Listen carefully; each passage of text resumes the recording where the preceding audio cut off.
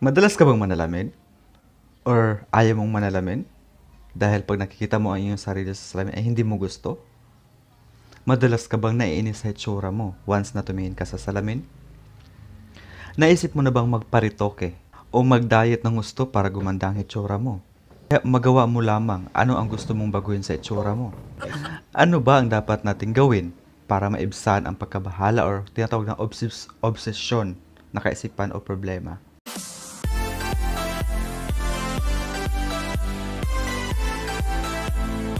Karamihan sa atin ay naiinis pag tumingin sa salamin o yung iba takot na tumingin sa salamin dahil nga iniisip nila mas lalong bababa yung tingin nila sa sarili or nahihiya sila.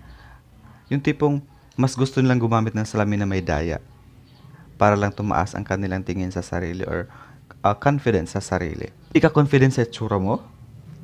Feeling mo pinipintasan ka na o kinukutsa ng iba sa tingin mo kasi ang pangit mo. Feeling mo hindi ka kaaya-aya sa paningin ng iba. Isa ka ba sa kanila? Ano kaya ang magiging epekto nito sa'yo? Gusto mong baguhin ang iyong itsura? Baka masyado ka lang negative. Hindi naman talaga yan ang iniisip ng iba. Dahil ang karamihan, lalo na sa mga friends mo, tanggap ka nila kung sino ka. Pero ikaw lang masyadong negatibo or negative sa paningin mo sa iyong sarili. Dahil nga siguro, lagi mo kinukumpara ang iyong sarili sa iba. Our faces, ourselves, is our confidence. Iniisip ng karamihan na pag maganda ka, gwapo ka, maganda yung katawan, perfect ka, at maayos ang iyong pakikitungo sa iba dahil nga confident ka. Paano kung ikaw ay naiinis sa iyong itsura? Ano ang dapat mong gawin? Huwag nating pairalin yung pagiging negatibo kasi hindi naman talaga lahat tinitingnan tayo sa panlabas na anyo. Mas mahalaga pa rin ang pag-uugali. Nang iniisip natin na pag maganda tayo, marami tayong friends. Pag maganda o gwapo, maraming papansin sa atin at hindi tayo nahihiyang makikitungo sa iba o makikipag-usap, makikisalamuha. Mataas yung tingin sa sarili or confidence. Na-try mo bang manalamin sa salamin na may daya? Yung tipong, yung salamin, nagsasabi sa salamin ay payat ka or mataba ka. Pero alinman sa dalawang yun ay hindi totoo dahil nga may daya. So, hindi mo tanggap ang iyong sarili. Kung pairalin natin yung ganun, ay hindi talaga natin matutulungan ang ating sarili. Bababa ang ating self-esteem, tiwala sa sarili pag laging ganun. Well, hindi naman masama kung maging mabahala tayo sa ating sarili.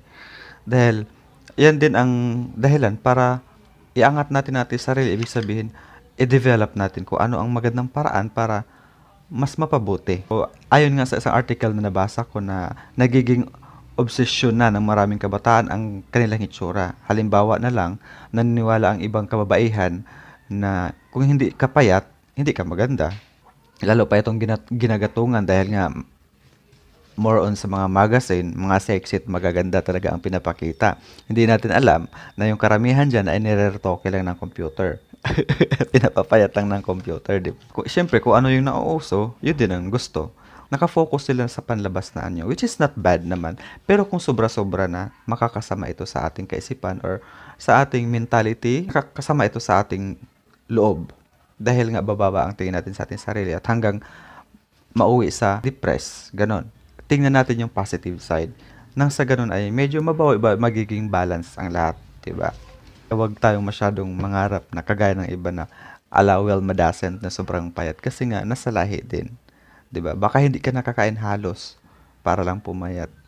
So kailangan natin tanggapin ang ating sarili at bumawi tayo sa ibang paraan.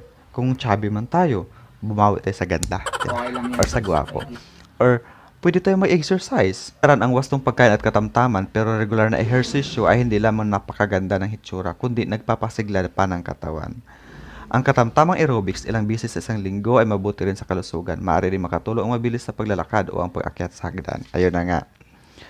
Tamang pagkain at saka exercise. Yun ang mas maganda dahil hindi lamang gaganda ang ating katawan kundi makabubuti pa sa ating kalusugan at pag-iisip. Yun ang pinakamagandang paraan. Ano ba ang tunay na kagandahan? Kasi nga 'di ba na-mention ko kanina na pag sexy ka, maganda ka.